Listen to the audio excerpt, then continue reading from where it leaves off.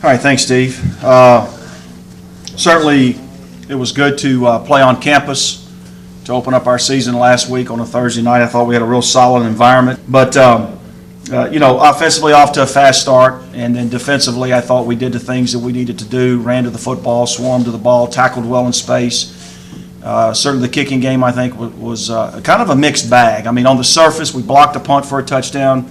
Jatavius ran a kickoff return for a touchdown, and Eddie Kamara had a credible night kicking the ball on kickoffs and made a 42-yard field goal. But when you get kind of deeper into the each individual play, there were some things that we must improve upon. We had a couple of penalties in the kicking game, missed a couple of tackles. We let them squirt out a return.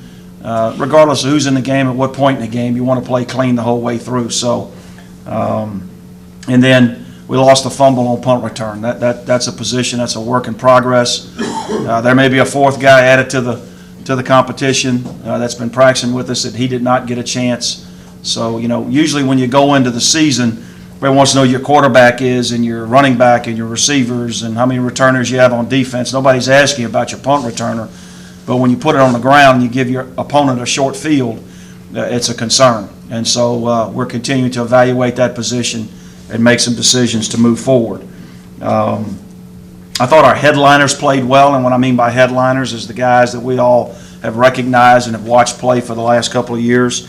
Obviously, Winrick Smothers, I think, was 4 incompletions. Is that right? Mm-hmm. On the night for 268 yards, touchdown, no interceptions, ran the ball well. He did get sacked one time, which was a little bit disappointing. But Winrick played with full command of what we were doing with a lot of poise. And, that's what you hope your fifth-year senior All-American will come out and do. And certainly we'll need that type of performance out of him. John Woodard had a sack the other night, the 6'6", 270-pound sophomore defensive end. Cole Carruthers, our junior offensive lineman. I thought our offensive line played very credible, and Cole had an exceptional game. Justin Hurd, our senior middle linebacker, 5 tackles, a sack, played very, very fast. Justin Love, and of course Eddie Kamara. So Eddie had to make a 37-yarder, then we got a penalty, then he made a 42-yarder. So, and others played well in addition to those guys. But what I want to kind of talk about is the newcomers. We played, as I mentioned last week. I know there's some in the 2 deep right now. That will probably change after next week. We get a couple of guys back. But we did play 4 true freshmen, 2 defensive tackles, Jatavius Wilson, and Brian Manley started at offensive guard, right offensive guard, and did okay for a true freshman playing in his first college football game and starting that game. But in addition to the freshmen, and I'll talk more about Wilson here in a minute, Steve mentioned Blake Veasley and Denzel Williams, pretty new at that position, obviously. We lost 3 fifth-year seniors in Hinton, Bobo, and Blackman, and thank you. And of course Willie sat out last game, Willie Matthews. So those guys combined for about 135, 40 yards rushing and 4 touchdowns. So I thought that that'll give them a lot of confidence moving forward. Desmond Smith, probably the most pleasant surprise. He's had a good camp and, had a good spring and a good summer. 6'1", 202, 3-4 pound wide receiver who's number 88 from Bentonville. Caught 4 balls, averaged a little over 19 yards a catch, blocked well. He's going to be a really, really good player here. Good young man. Father played at the University of Arkansas, and I'm very, very, very pleased.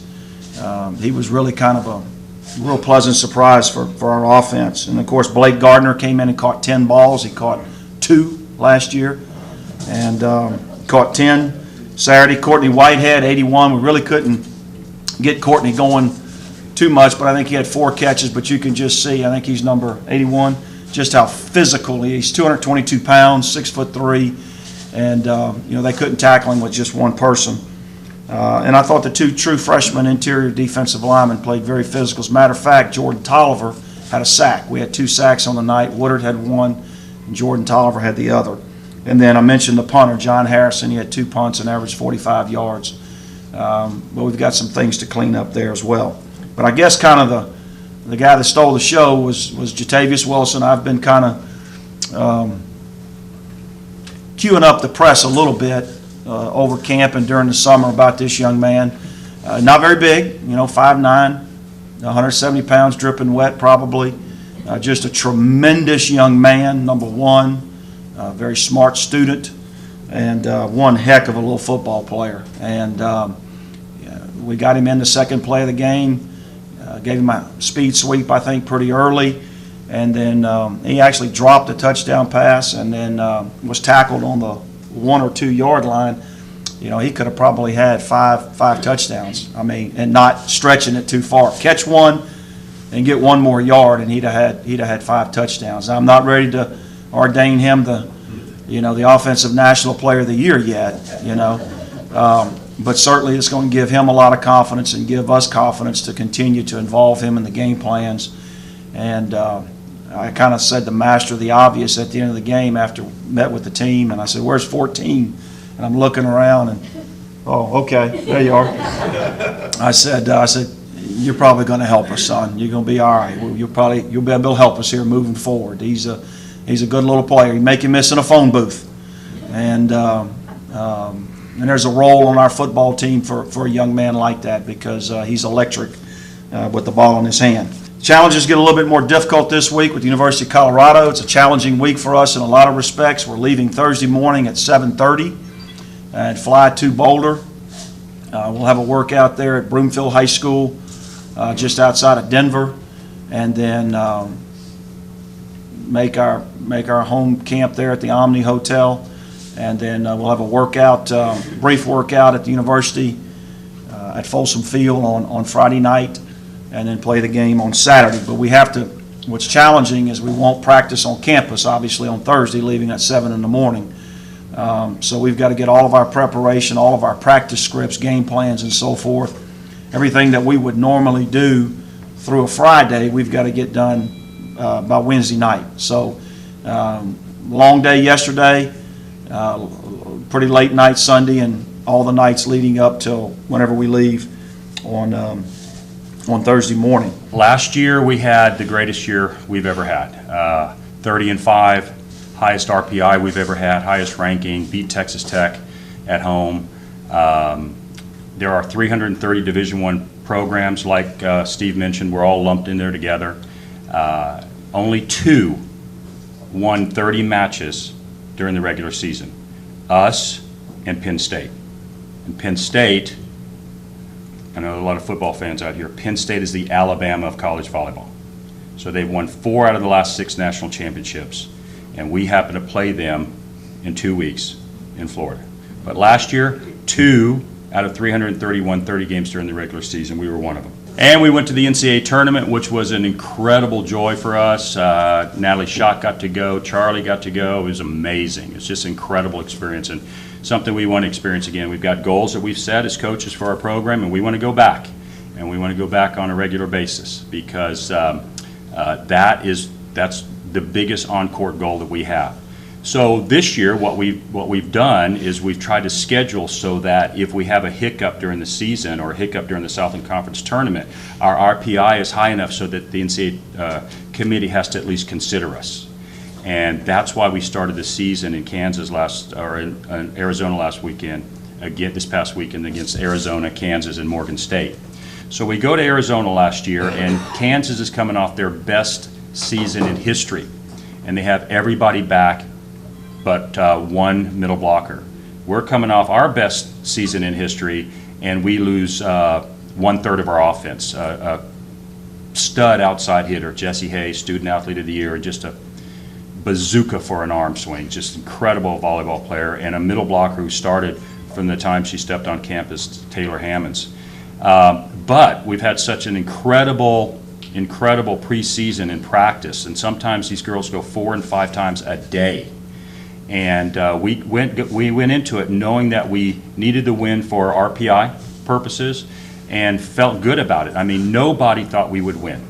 Nobody thought we would win except our team and our coaching staff. And I felt like we had a better than 50% chance of winning. Now, they had a second-team All-American, a girl from Canada, who just peeled the paint up off the floor when she spiked. It was incredible. And she did that to us about 19 times. But yeah, boards were popping up. Anyway, but we finally stopped her in crunch time. So we go out against Kansas, and first game we beat them. And I think they were kind of shell-shocked a little bit, and I think a lot of people in the stands were shell-shocked a little bit that we were able to knock them off. Second game, we won the second game too, right? No, we lost the second game. So we go into the break, and it's 1-1, and we felt good about things. We thought we could have won the second game as well, but we came out in the third game, and we're winning 22-20 in the third game. So college volleyball games, you guys go to 25. All right, so it's 22-20 us, and we feel good, and they called timeout. We come out of the break, and they scored 4 points in a row, and we couldn't stop their middle. We could not stop their middle at all. So we got our work cut out for us. So our players are down 24-22. One of the teams are going to go up 2-1, and they set their middle again. In our middle, a transfer player from New Orleans, Louisiana, commit blocked on their middle and stuffed her straight down.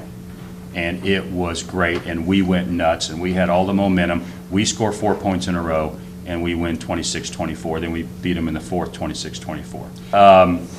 So we thought we had a good chance against Arizona. We really did. Pac-12, the best team, their coach said, the best team that he's had since 2005, when they were a swing away from going to the NCAA Final Four. And but something happened, and this is a kind of a concern for me and a concern for Coach John and Coach Brittany. We came out, and this has never happened. I'm going on my 7th year here. It's never happened before. We came out kind of flat, didn't we, girls? And, you know, we preached to our players, we are fearless. We could care less who you are. We don't care. We do not care. We are fearless and we are aggressive. And we are always that way no matter who we play. But that first match against Arizona, I don't know if it's because we were on their court. I still can't figure it out. We're going to make sure it doesn't happen again. They put it on us. We weren't even playing well, and we won the second game.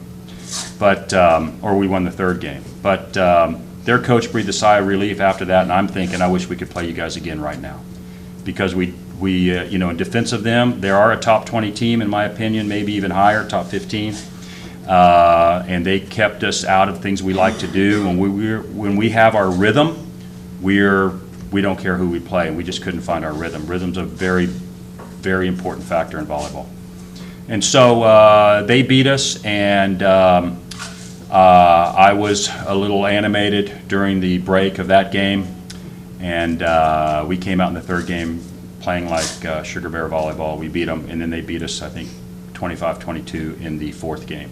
But it was a good experience for us, and I'm glad we went through that early in the season because we, you know, a former great football player here that is one of Coach Conk's favorite players, I think, of all time, Landon Trusty, texted me after we beat Kansas.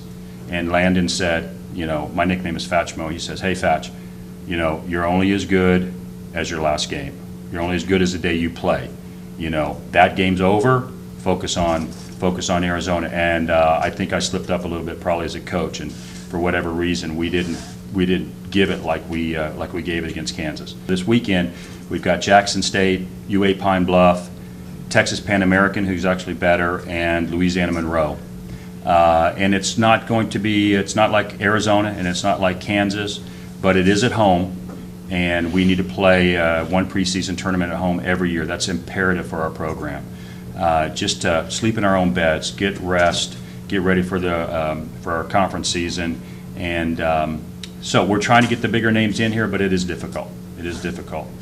After this weekend, we head to Fort Myers, Florida, and we play Florida Gulf Coast, who has an RPI of right around 70, and we play Marquette, who's probably a top 25 team. They're very, very good. And if we can beat Florida Gulf Coast, and if we can get past Marquette, we think we have a shot at maybe our highest RPI ever. It's going to be tough, but I think if we leave that tournament 2-1 or even 3-0, we'll definitely have our highest RPI ever.